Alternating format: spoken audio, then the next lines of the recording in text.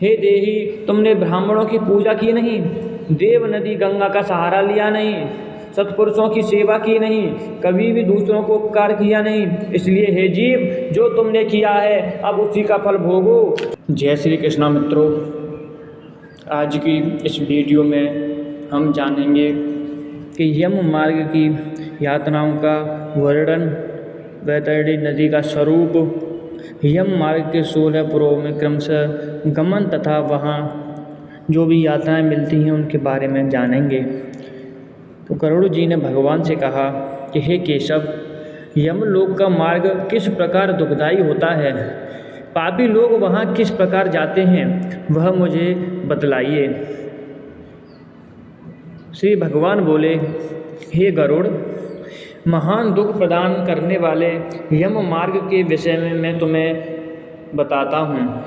मेरा भक्त होने पर भी तुम उसे सुनकर काँप उठोगे। यम मार्ग में वृक्ष की छाया नहीं है जहाँ प्राणी विश्राम कर सके। उस यम मार्ग में अन्न आदि भी नहीं है जिनसे कि वह अपने प्राणों की रक्षा कर सके।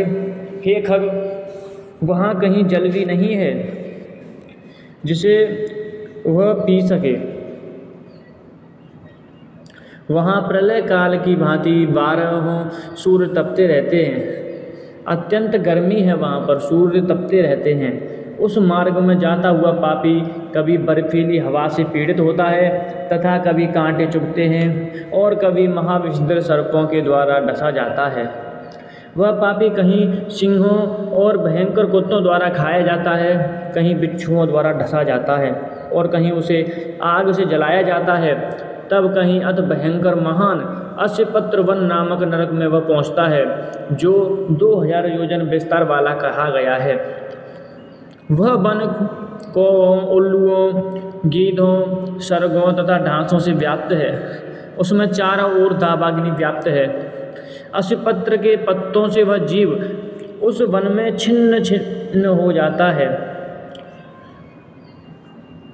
कहीं अंधे कुएं में गिरता है, कहीं विकट पर्वत से गिरता है, कहीं छुरे की धार पर चलता है तो कहीं कीलों के ऊपर चलता है, कहीं घने अंधकार में गिरता है, कहीं उग्र जल में गिरता है, कहीं जोंकों से भरे हुए कीचड़ में गिरता है तो कहीं जलते हुए कीचड़ में गिरता है, कहीं तपी हुई बालका से व्याप्त और कहीं धधकते हुए ताम्रमय मार्ग, कहीं अंगार की राशि और कहीं अत्यधिक धुएं से भरे हुए मार्ग पर उसे चलना पड़ता है। कहीं अंगार की वृष्टि होती है, कहीं बिजली गिरने के साथ शिलावृष्टि होती है, कहीं रक्त की, कहीं शस्त्र की और कहीं गर्म जल की वृष्टि होती है। वृष्टि अर्थात वर्षा।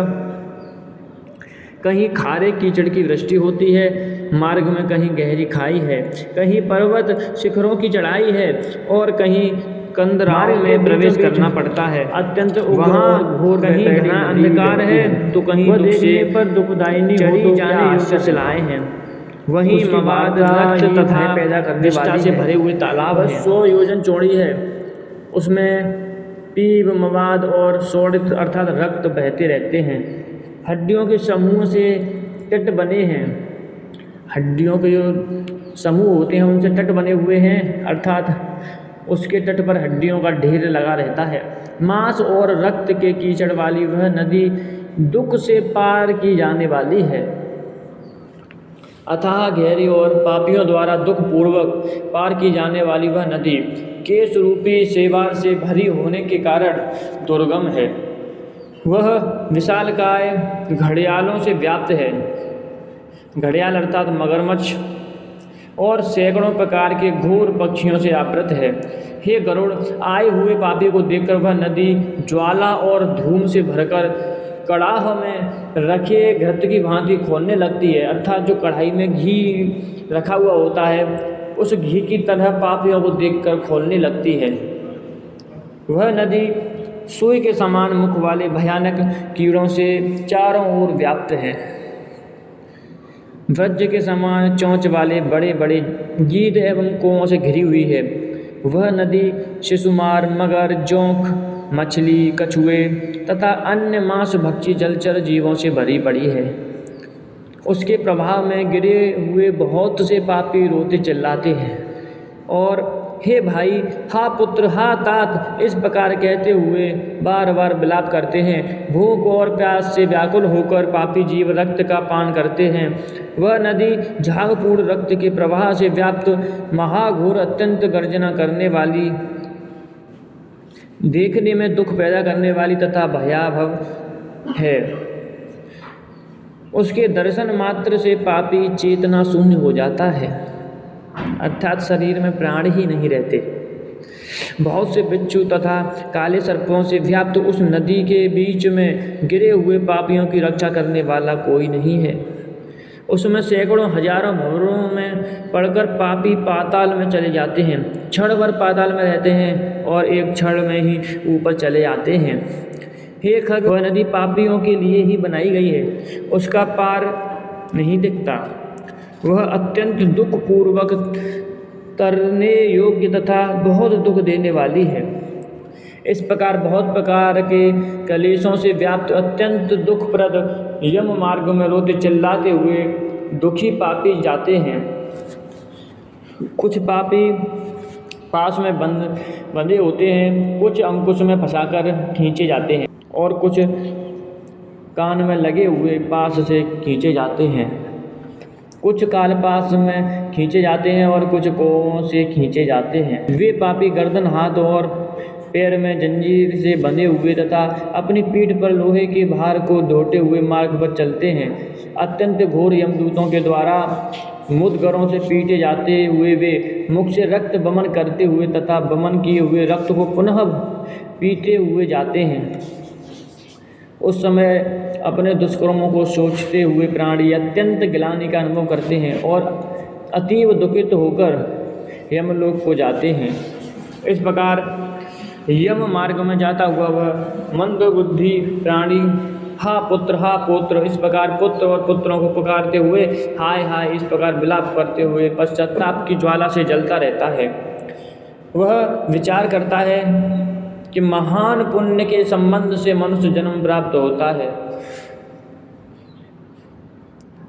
अनेकों जन्मों के जब पुण्य उदित होते हैं, बहुत सारे हमारे पुण्य होते हैं, जब कहीं जाकर ये मनुष्य शरीर प्राप्त होता है, उसे प्राप्त कर भी मैंने धर्माचरण नहीं किया। यह मैंने क्या किया?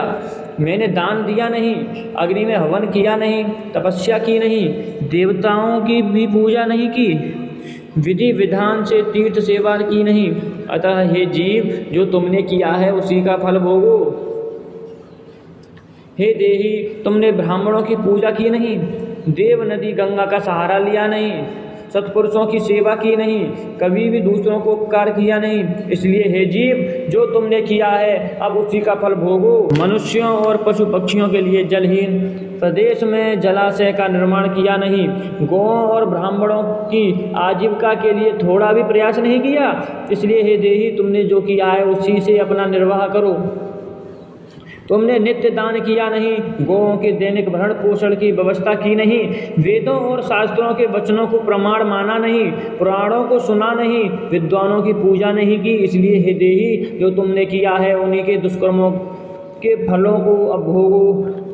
नारी जीव भी पश्चाताप करते हुए कहता है, मैंने पति की हितकर आज्ञा का पालन नहीं किया, पातिव्रत्य धर्म का कभी पालन किया नहीं और गुरुजनों को गौरवोचित सम्मान कभी दिया नहीं। इसलिए हे देहिन, जो तुमने किया है उसी का अब फल भोगो। धर्म की बुद्धि से एकमात्र पति की सेवा की नहीं और पति की मृत्यु हो जाने पर ब्रह्म वही ने प्रवेश करके उनका अनुगमन किया नहीं, वैदव्य प्राप्त करके त्याग में जीवन व्यतीत किया नहीं। इसलिए हे देहिक, जैसा किया उसका फल अब भोगो। मास पर्यंत किए जाने वाले उपवासों से तथा चंद्रायण व्रतों आदि सुविस्तृण नियमों के पालन से शरीर को सुखाया नहीं। पूर्व जन्म में किए हुए दुष्कर्मों से बहुत प्रकार के दुखों को प्राप्त करने के लिए नारी शरीर प्राप्त किया था। पूर्व जन्म में किए हुए दुष्कर्मों से बहुत प्रकार के दुखों को प्राप्त करने के लिए नारी शरीर प्राप्त किया था। इस तरह बहुत प्रकार के विलाप करके पूर्व देह का स्मरण करते हुए मेरा मानव जन्म शरीर कहाँ चला गया। इस प्रकार चिल्लाता हुआ वह यम मार्ग में चलता है। इस प्रकार 17 दिन तक अकेले वायु वेग से चलते हुए 18वें दिन वह प्रेत सौम्यपुर में जाता है। उस रमणीय श्रेष्ठ सौम्यपुर में प्रेतों का महान गढ़ रहता है। वहाँ पुष्पभद्रा नदी और अत्यंत प्रिय दिखने वाला वट वृक्ष है। उस पुर में यमदूतों द्वारा उसे विश्राम कराया जाता है। वहाँ दुखी होकर वह स्त्री पुत्रों द्वारा प्राप्त सुखों का स्मरण करता है। वह अपने धन भृत्य और पौत्र आदि के विषय में जब सोचने लगता है तो वहाँ रहने वाले यम के किंकर उससे इस प्रकार कहते हैं, धन कहाँ है, पुत्र कहाँ हैं, पत्नी कहाँ है, मित्र कहाँ हैं, बंधु बांधव कहाँ हैं। हे मूढ़, जीव अपने कर्मोपार्जित फल को ही भोगता है, इसलिए सुदीर्घ काल तक इस यम मार्ग पर चलो।